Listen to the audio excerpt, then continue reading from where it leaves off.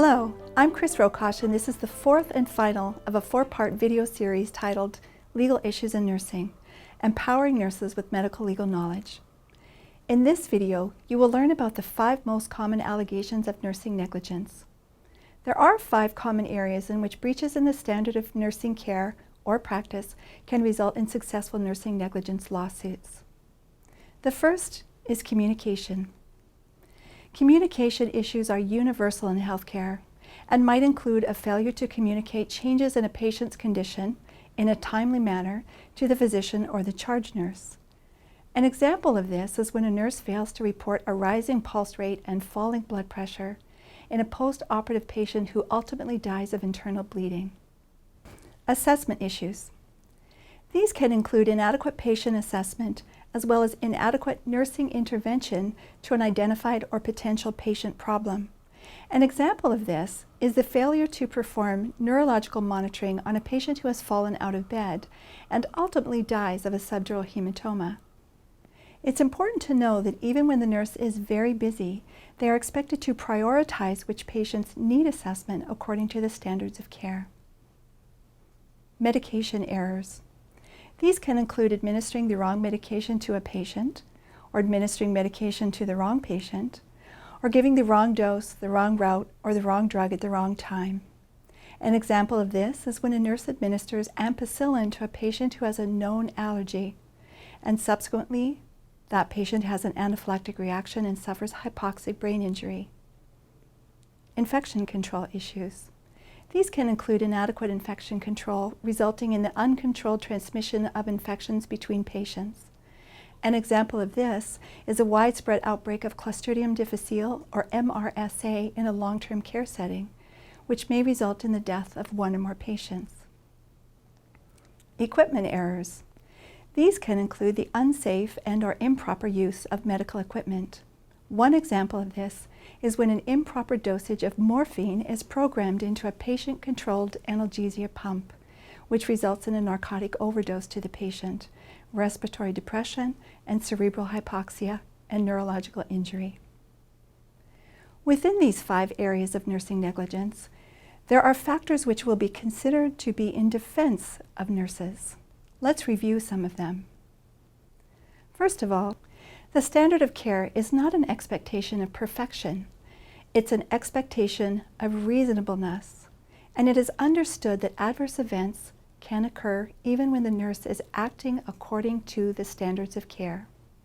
For example, if a patient's dressing was changed using aseptic technique as outlined by the hospital policies and procedures, and the hospital policies were in keeping with current standards of care, the nurse would generally not be considered negligent if that patient developed an infection.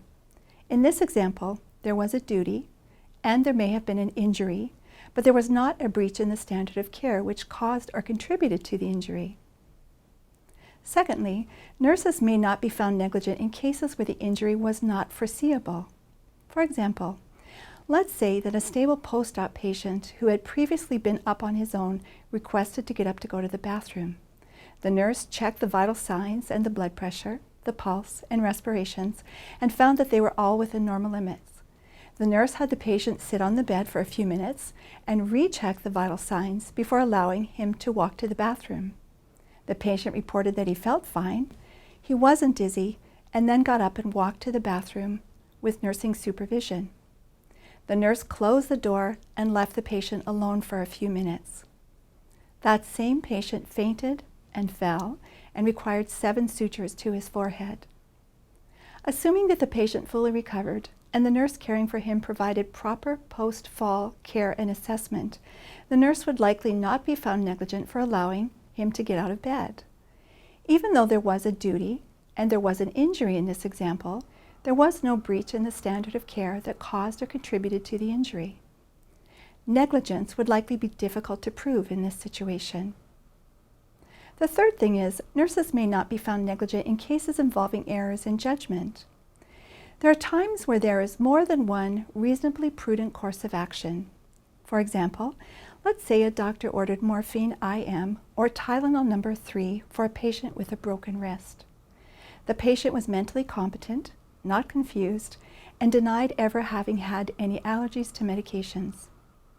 After assessing the injury and the patient's level of pain, the nurse made a decision to administer 2 tablets of Tylenol number 3. The patient then unexpectedly had an anaphylactic reaction to the codeine and stopped breathing. He required resuscitation and suffered brain injury. The nurse's decision to administer Tylenol 3 in this situation might be considered reasonable and not in any way a breach in the standard of care. The nurse would likely not be negligent for choosing Tylenol 3 over morphine in this case. There was a duty and there was an injury, and you may identify that there was also causation, but there was no breach in the standard of care. Number 4. In some cases, patients can be found fully or partially accountable for their own injuries. This is referred to as contributory negligence. For example, let's say a nurse instructed a mentally competent patient to lie flat in bed for 1 hour after a lumbar puncture in order to avoid a headache. The nurse then clearly documented the date, the time, and teaching that she provided to the patient. She also documented that the patient expressed a clear understanding of the instructions not to get out of bed. 5 minutes after the nurse left the room, the patient got out of bed anyway to go outside for a cigarette. As a result, they developed a severe post-lumbar puncture headache, which required further intervention, prolonged hospitalization, and several doses of narcotic medications. In situations such as this, the nurse clearly met the standard of care, and it was the patient's actions, not the nurse's, that caused or contributed to the injury. There was a duty, there was an injury, there was causation, but there was again no breach in the standard of care. Knowing the 5 most common areas of nursing negligence can help you to improve your care.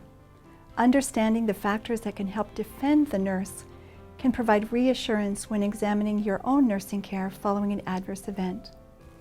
You have now completed the last video in our series titled Legal Issues in Nursing, Empowering Nurses with Medical Legal Knowledge.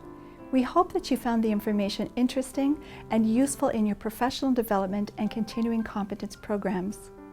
Many nurses worry about being sued. Learning about litigation can ultimately prevent adverse events from occurring in the first place, make nurses more aware of their responsibilities, improve documentation, and improve patient safety. Thank you for taking part in this learning.